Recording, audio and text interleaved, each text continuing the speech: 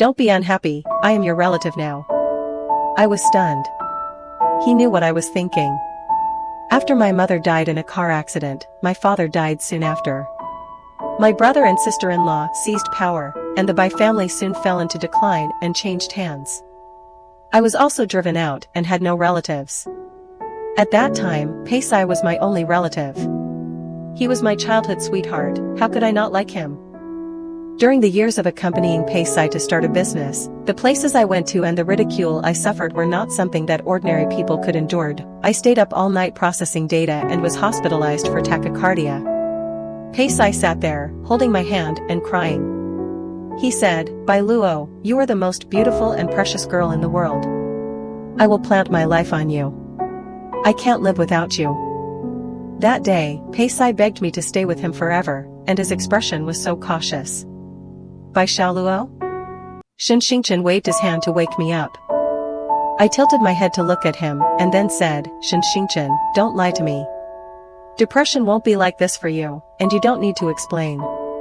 I just want to ask you, if I am not the way you remember me, will you regret marrying me so hastily?" Shen Xingchen looked at me and didn't speak. This atmosphere lasted for a long time until I was tired and wanted to get up and leave. He held my hand and kissed my fingertips devoutly. What others discarded like rags, I treasured as treasures. Shen Xingchen painted at home and had a lot of time to accompany me. Because I was sick and didn't like to talk or walk, I moved a small hammock and lay outside through the French window, while Shen Xingchen painted inside the glass.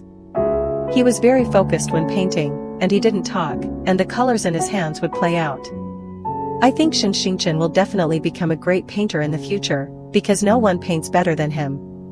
Many times, I would blow the sea breeze, listen to the seagulls, and fall asleep swayingly.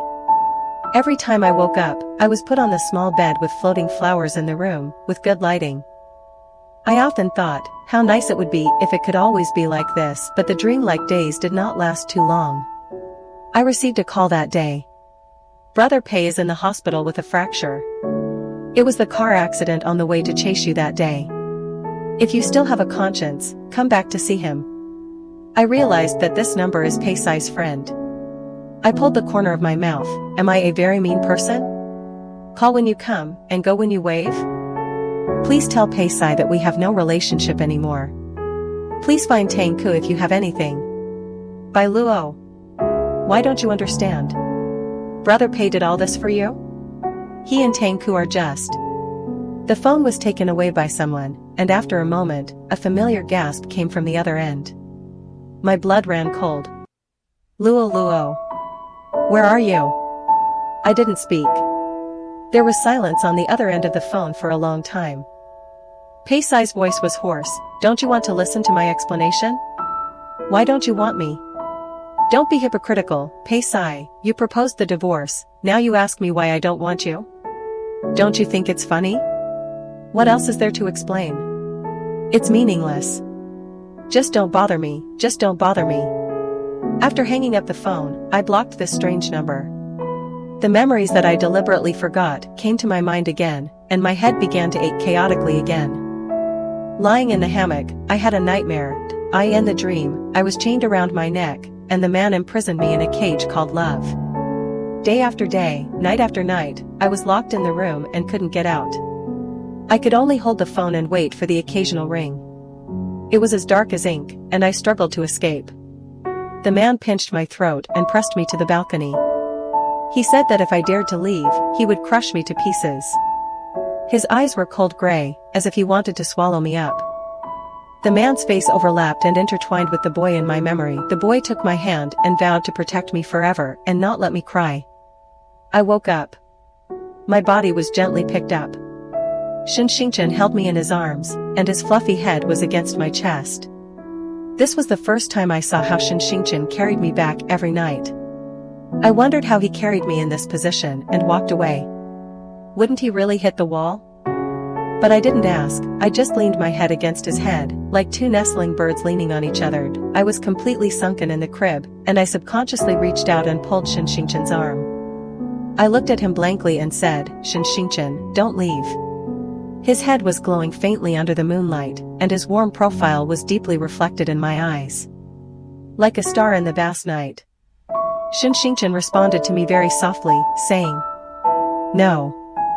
In the 3rd month of my marriage with Xinxingchen, I gained weight and my face became round. Pinching my belly, I pouted in dissatisfaction. Xinxingchen smiled and poked my face. "It looks better when it's rounder." I only weighed more than 80 kilograms before, and I could hold it with one hand. "So you mean I didn't look good before?" Xinxingchen waved his hand quickly. "Whether fat or thin, Bai Shaoluo is always the most beautiful and the cutest." I smiled and narrowed my eyes. "Aren't you going out to meet Partier today?" Xinxingchen said dissatisfiedly. "Why, you are so anxious to urge me to leave. Is Bai Shaoluo hiding some secret from me?" I pushed him out the door. "Really, if he delays any longer, he will be late again." While being pushed by me, Xinxingchen said that he would bring me my favorite dessert in the evening, and then ran away biting the bread. Today is a very bright afternoon. During the years when I married Pei Sai, I rarely went out. At first, I was not used to being alone at home, but later I found myself out of touch with society, and even afraid to go out. But tomorrow is Xinxingchen's birthday, and I want to give him a surprise. I braided my long hair into 2 braids, and pinned a small flower at the end of my hair. It was the daisy planted in Xinxingchen's garden, and he let me do it. I picked up the basket and went out humming a song. I thought it would be a beautiful day, but fate treated me badly again. The moment I saw Pei Sai's figure, I trembled all over and ran away, but he still found me and chased me. When there was no way to retreat, I roared and told him to go away. Pei Sai was frightened by my appearance. He was stunned, and then his eyes suddenly turned red. He hugged me tightly in his arms. "I'm sorry, I'm late. Luo, I'll take you home right now, okay? I'll give you whatever you want, just don't leave me again." I scolded him. "Get lost. I don't want to go with you, please don't bother me anymore, okay?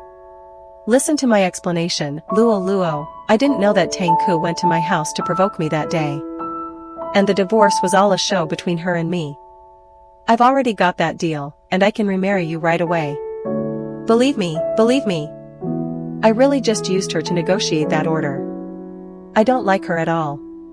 I only have you, Luo, I only have you." His expression was very serious, so serious that I almost believed it, but I just looked at him and dropped drops of physical tears. It's not love, it's hate. I feel sorry for the more than 10 years I have spent in vain. I said, "She's pregnant." Pei Sai trembled all over, his face was pale. The day she came to my house, she gave me the pregnancy test report and paternity test, 3 months. I pushed him away and stood up. "Now let's calculate, the baby will be born in a few months." Pei Sai, whether you did it intentionally or unintentionally, I ask you to take responsibility and stop being a loser. I turned to leave. Pei Sai grabbed me, his face was crazy. "I have the location of your phone. You have been staying in a villa these days. You can't afford such a house. Who is that person?" The blood in my body froze. Pei Sai has become a madman. He is threatening me. What should I do? I don't want my little painter to get into trouble. I clenched my hands and punched Pei Sai. During the time I stayed in Pei Sai's villa, he treated me better than before. He began to remember my preferences and habits, and the little bits and pieces of our company. Every day before going to work, he would leave me the desserts he bought early in the morning. If he came back at night and saw that the desserts were untouched, he would tie an apron and cook for me. They were all my favorite shredded potatoes and roasted radish. I sat at the table and threw the plate to the ground. The crumbs pierced his hand, but Pei Sai didn't notice it at all, just muttered to himself. "It's okay, you're just sick." Pei Sai simply stopped going to the company and stayed at home with me. But I didn't want to see him at all, and I stared at the window every day. I became thinner and thinner, more and more haggard. One night, I closed my eyes and fell asleep on the sofa. Pei Sai wanted to pick me up, and I pushed him away. "Don't touch me." "What should I do, Luo?" I closed my eyes and stopped looking at him. He left that night, and I thought he had finally given up. But the next night, he actually brought Tang Ku to me. Tang Ku was no longer as glamorous as before, her curly hair was messed up, and Pei Sai grabbed her fiercely. "Apologize to my wife. I opened my eyes in shock and saw Tang's flat belly, haggard face, and overwhelming hatred in her eyes. She screamed, "Pei Sai, you are a beast, give me back my dad, give me back my dad." Pei Sai said coldly, "I played with you just to get the project in your dad's hands, you and I know this very well. But you should never disturb my wife, so your dad went bankrupt and jumped off the building, he deserved it. What about the child, my child? He is your own flesh and blood, how could you bear to let him go, how could you bear to let him go?" Pei Sai slapped her, and Tang quieted down, there was a dead silence. "If you hadn't put drugs in the wine that day, how could I have been hit? Apologize to my wife." Tang's eyes were bloodshot, and she smiled softly at my pale face for a while. "He really loves you, I lost, sorry, I ruined your relationship." My heart ached densely. Pei Sai knelt on one knee in front of me, looking at me pleadingly. "It's all explained clearly," and she apologized. "Luo, is it enough for you to vent your anger? If not, I can still." I covered his mouth, and under his hopeful gaze, I slowly shook my head. "Is it possible that it's not because of her at all? Enough, don't say it." Pei Sai grabbed my hand and shook his head weakly. I sighed and looked out the window where lightning and thunder were flashing. "Let her go, there are some things I have to tell you." That night, I whispered. The year the company was founded, Pei Sai proposed to me. I agreed with tears, thinking that it was a happy ending, but who knew that everything was just the beginning of a nightmare. The boy who once said that he wanted to fly freely with me, now has achieved success and fame, but wants me to be his caged bird. That day, I found a good job, but when I got there, people didn't want me anymore. I didn't understand at first, but I went all over City A and no one wanted me, until I saw you telling the people around you. "Don't let Bai Luo find a job." "Ah, Pei Sai, what kind of person are you? I should have guessed it when you strangled your favorite little rabbit to death. You are a person with a strong possessiveness, and would rather destroy than get it. You didn't control me before, just because you didn't have the ability. When you became successful, you immediately trapped me in your small world. You treat me like that rabbit. You don't really love me, but you are extremely insecure. You only believe that I, who have been with you for more than 10 years, really love you, so you are afraid that one day I will be gone. You locked me up at home and trapped me with the illusion of sweet love. You didn't give me a job, didn't let me show my face, and let me be your person behind you. At first, you were very good to me, which made me forget to resist for a while. But you are an ambitious person, you are changing little by little, and tilting the balance in your heart little by little. Maybe I was more important than your career, but you came home less and less, and gradually forgot about me. You didn't see my smiles getting less and less, and my face getting thinner day by day. You didn't care about my changes, because you had made me a useless person, leaving me with no choice but to rely on you. But Pei Sai, it's a good thing for people to move forward, but they can't forget the bottom line. You thought I left because I misunderstood you cheating. So you thought that as long as you explained it clearly and asked Tangku to apologize to me, you could save everything. No, it's just because you changed. You are not the boy who would fight when he saw someone bullying in school. You are not the boy who punched the groper and gave up fighting for me. From the moment you told me that you were just acting and talking about business with Tangku, you have become one of the thousands of people in my eyes. Pei Sai is no longer special. No longer unique. So that boy died, and I no longer miss him. After that, I smiled softly and looked at him tenderly. Pei Sai, you know I am a person who never regrets, but this time I really have to say goodbye. Pei Sai's eyes were filled with tears. He finally realized that he was losing me irretrievably. Why, Luo, don't do this to me. I really can't live without you, really can't live without you. I opened the window. There was a heavy rain outside the window. I was in a trance and returned to that day when I hid in the tree and let Pei Sai call and look for me. Why didn't I respond to him that day? Yes, it seems that time. I just want to hear lightning and thunder, and I just want freedom. Nothing can trap me anymore. I opened my hands and fell into the wind. Behind me was Pei Sai's heartbreaking cry. At the last moment of my life, what I thought of was Shen Xingchen's smiling face. That day, when he came home and found that I was gone, he would cry anxiously. It was a pity that I couldn't say goodbye to him properly. Suddenly, my pupils shrank.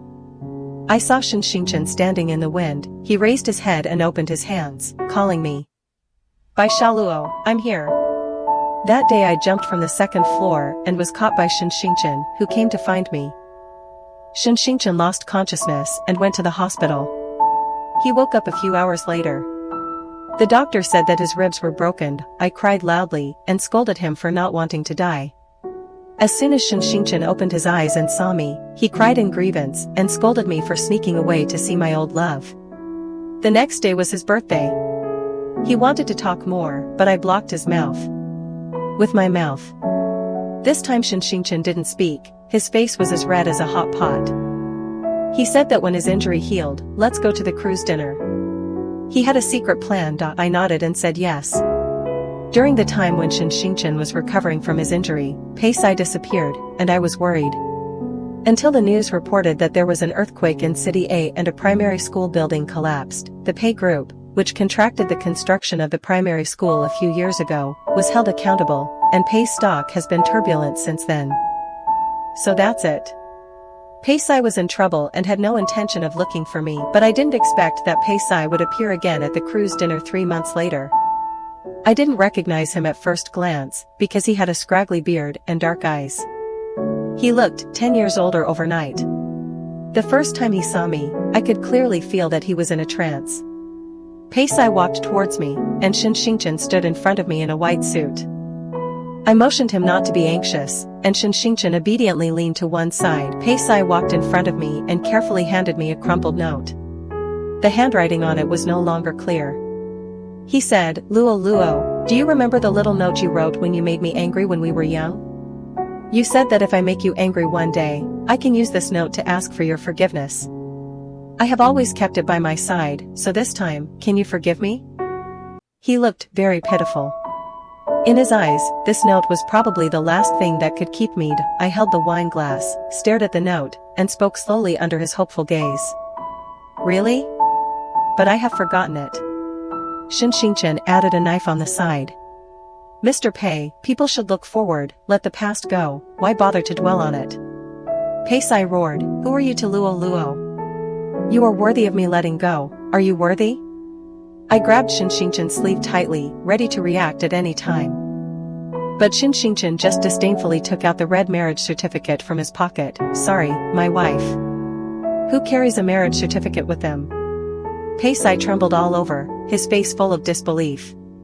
But he had indeed divorced me, and he could not refute it. I'll treat you to a wedding wine another day, ex-husband brother. Shinshinchin added a knife on the side. The result of being a slut was that he was punched in the pretty face.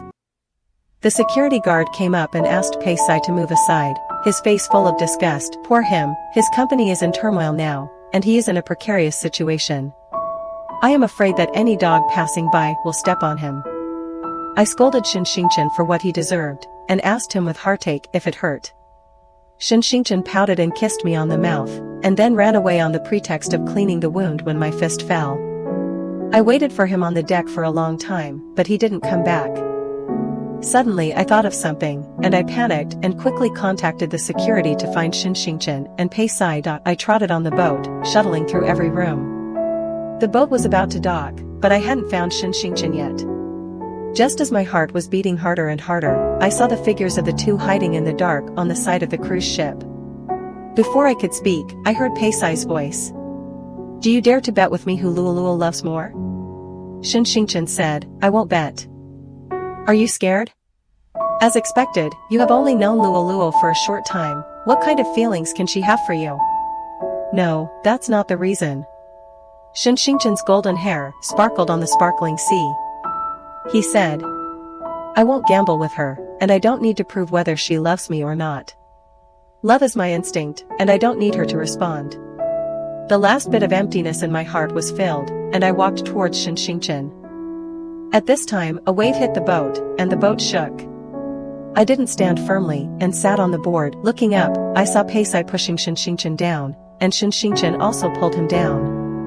No. As if I was possessed, I lost my mind in an instant, rushed over, and jumped into the sea. Fortunately, the boat was about to dock, and I dragged Shinshinchin up. He closed his eyes tightly, and never woke up. I gave him artificial respiration more than a dozen times, but he still didn't respond. I was so distressed that I cried until a tall and elegant man came out. He looked a bit like Shin. The man snorted, "Don't pretend, he can swim." I saw the person in my arms open his eyes and shouted dissatisfiedly, "Brother. So that's it." I punched him on the head, and his furry head was deflated. Shin screamed in pain. When I couldn't let out enough air, the cruise ship suddenly started playing marriage proposal music. Shin suddenly grabbed my hand and became serious. "What?" I asked him. Shin scratched his head awkwardly, then raised a ring, still wrapped in seaweed. "Sorry, I wanted to plan a proposal for you, and the cruise ship staff have already set the music. Although the timing is not right now, I really can't wait any longer. By Shaluo, please accept this ring, I beg you." Although he was wet and embarrassed now, but I saw my figure reflected in his bright eyes. In his eyes, I was so beautiful. Shin waited too long, and his eyes became less and less confident, just when he was about to beg for mercy and shame. I tilted my head and laughed at him. Who doesn't kneel on one knee to propose? I shook the ring on my hand, and in the moment I saw Peisai lying on the deck in the distance. He tilted his head to one side, his temples were wet. I don't know if it was seawater or something else. After Peisai was rescued by the salvage team at the dinner that day, he suddenly became depressed. But the police didn't give him time to think about it, and he was taken away for intentional homicide. It's not Shin business, but Tangku's father's business. Tangku collected evidence of Peisai's intentional homicide and unfair competition with the same industry over the years, and sent him to prison, but Peisai was not a soft persimmon. He pushed Tangku down the stairs before leaving. Tangku injured a leg, and I don't know what happened to him later. Peisai sent me a letter before going to prison. It was very thick and heavy. After receiving it, I didn't open it and threw it into the trash can. In fact, I had no time to listen to these news. Because Shin stuffed my mouth full, I pushed him angrily. "I can't eat anymore." "Good boy, eat enough to grow meat." Seagulls cried, blue sky and white clouds. That day, I finally threw away all the medicine. While running, a gust of sea breeze blew away the gauze on the huge easel in the hall, and I saw what I had always wanted to peek at. In the painting, there was a little girl in a white dress and a little boy with blonde hair. They ran side by side on the beach, and there were pink daisies everywhere. I turned around in surprise and looked at Shin standing aside. "Who is this girl?" Shin smiled, his expression so soft. "It's the girl I've been waiting for. Now she finally appeared in front of me."